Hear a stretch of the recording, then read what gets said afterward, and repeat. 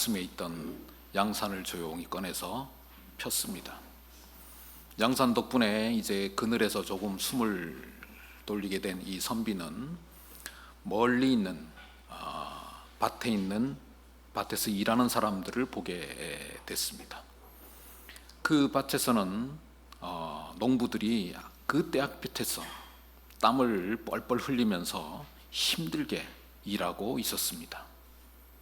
잠시 물끄러미 쳐다보던 이 선비는 조용히 그 양산을 접어서 다시 자기 품속에 넣었습니다.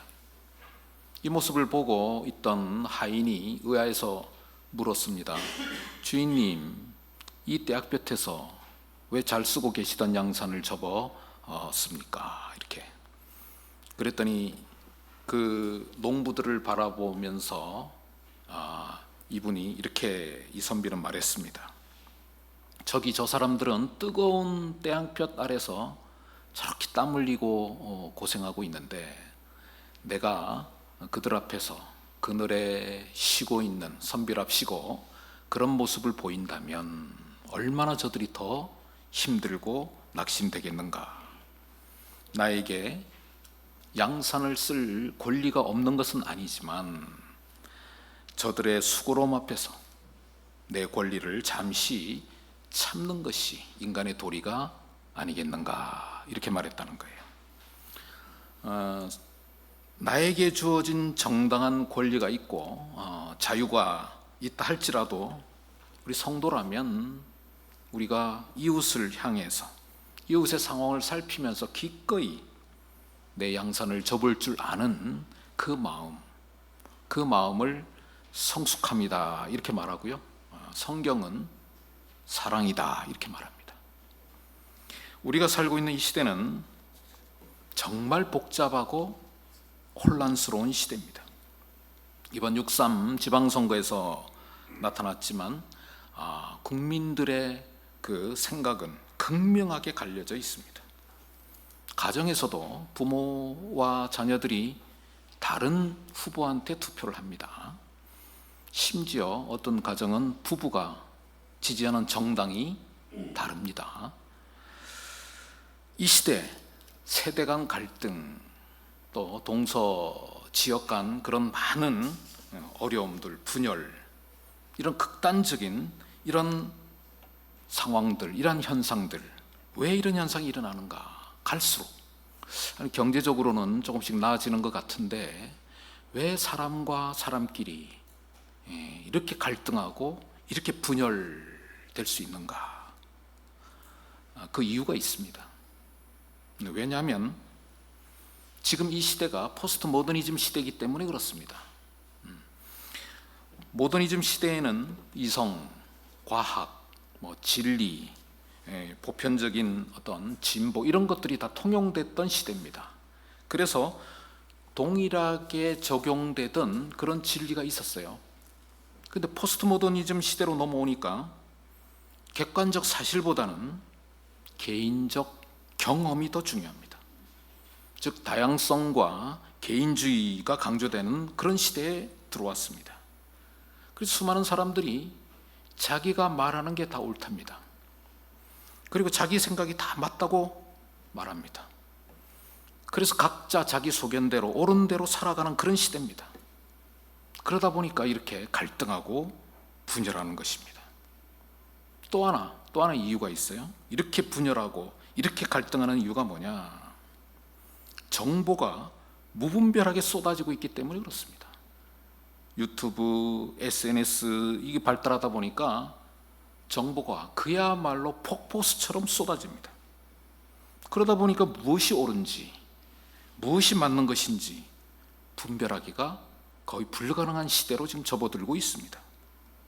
이번 6.3 지방선거에서 대한민국에 있을 수 없는 일이 벌어졌죠.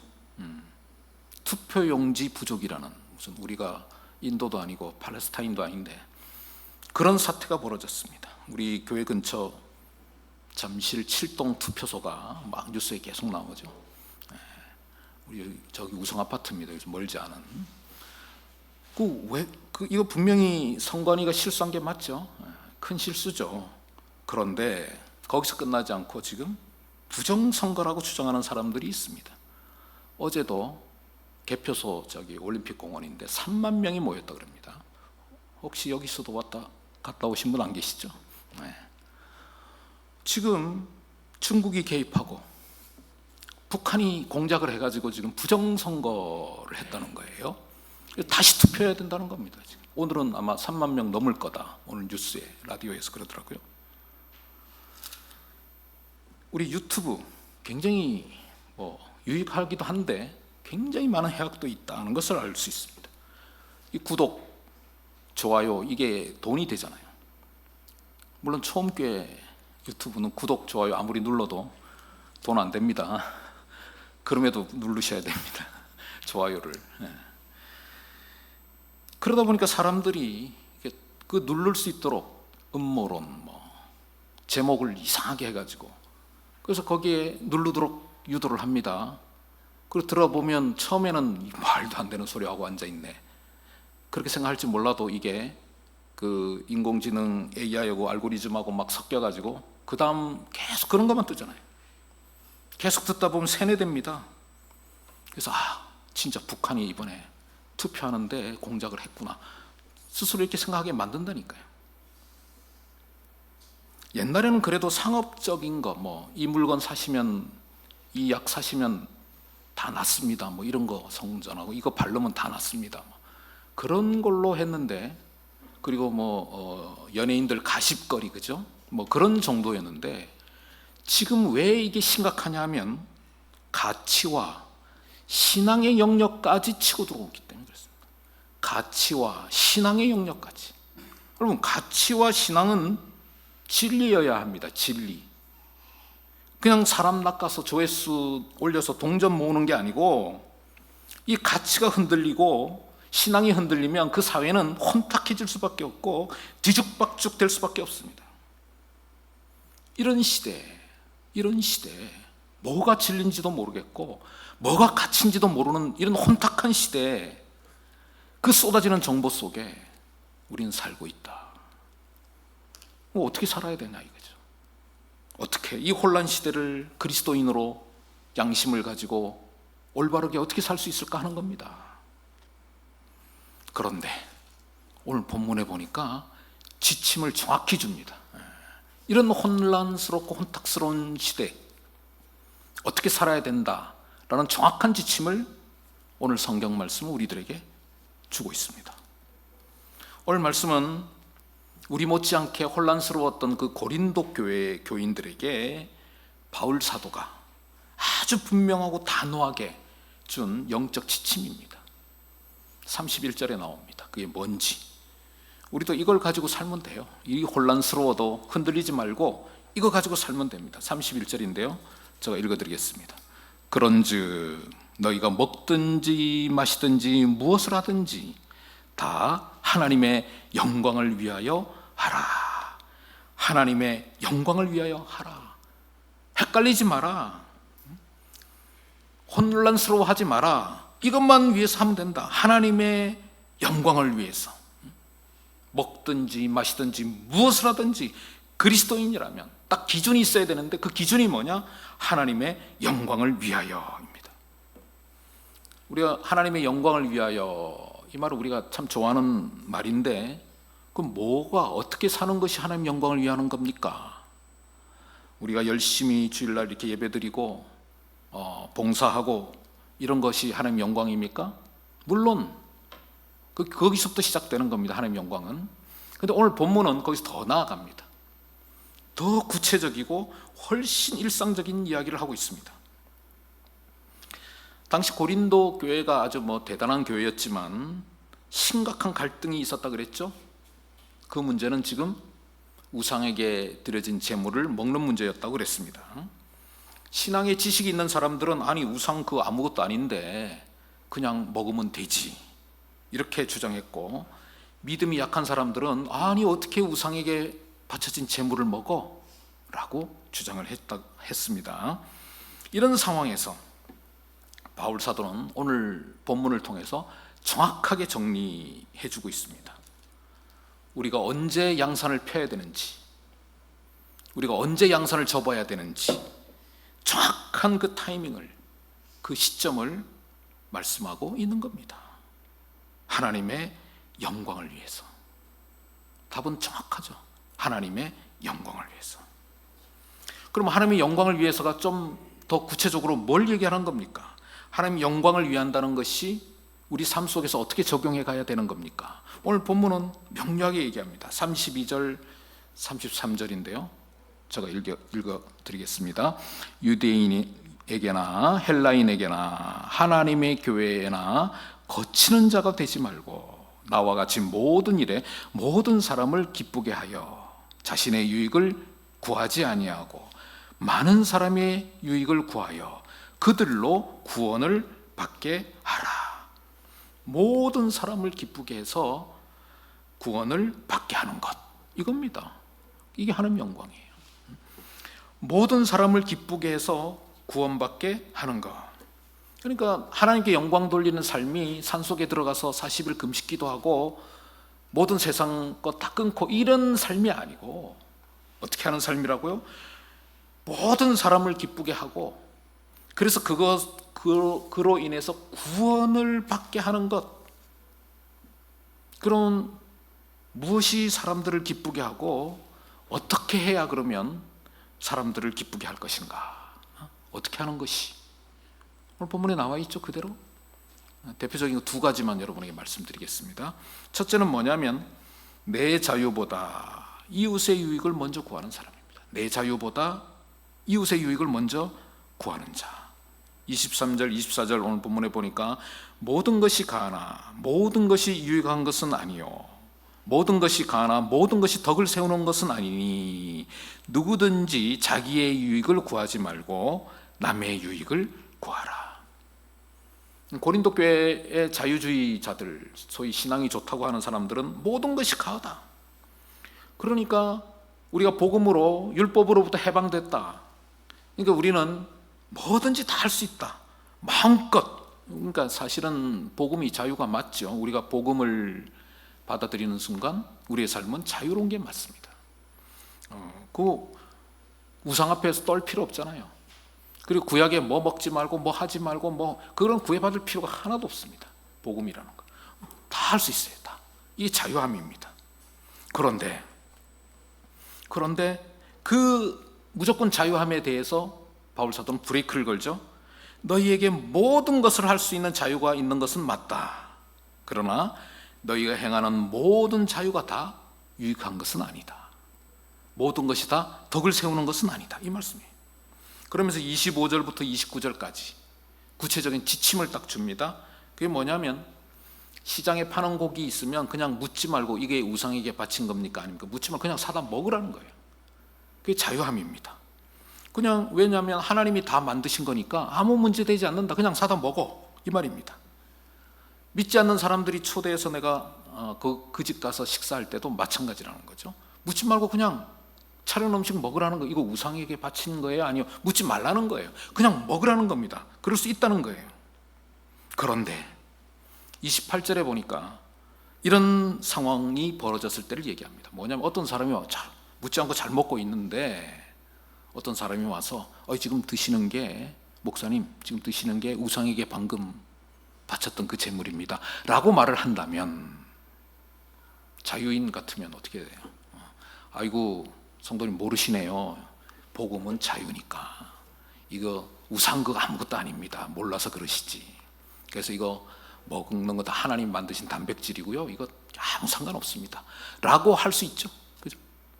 근데 그렇게 하지 말라는 거예요. 오히려 그렇게 귀뜸을 하는 사람이 있으면 먹지 말라는 겁니다. 왜요? 그 사람, 그 연약한 사람이 시험 들 수 있기 때문에, 그 덕을 세우는 것이기 때문에 그렇게 행동하라는 거예요.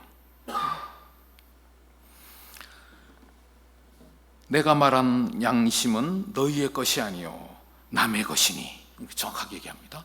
그러니까 다른 사람을, 그 초신자를, 그리고 시험 드는 그 사람을 위해서 먹지 말라. 제한을 두라. 이겁니다. 이게 바로 덕이고 이게 모든 사람을 기쁘게 하는 것이다 라고 말씀하고 있는 겁니다. 그게 바로 공동체를 세우는 거예요. 그게 바로 집을 든든히 세워가는 것입니다. 내 자유보다 이웃의 유익을 먼저 구하는 것, 이게 바로 하나님의 영광을 위하는 것이다. 오늘 본문에 보니까 한 가지 더 있습니다. 하나님의 영광을 드리는 그러한 그리스도인의 삶은 뭐냐?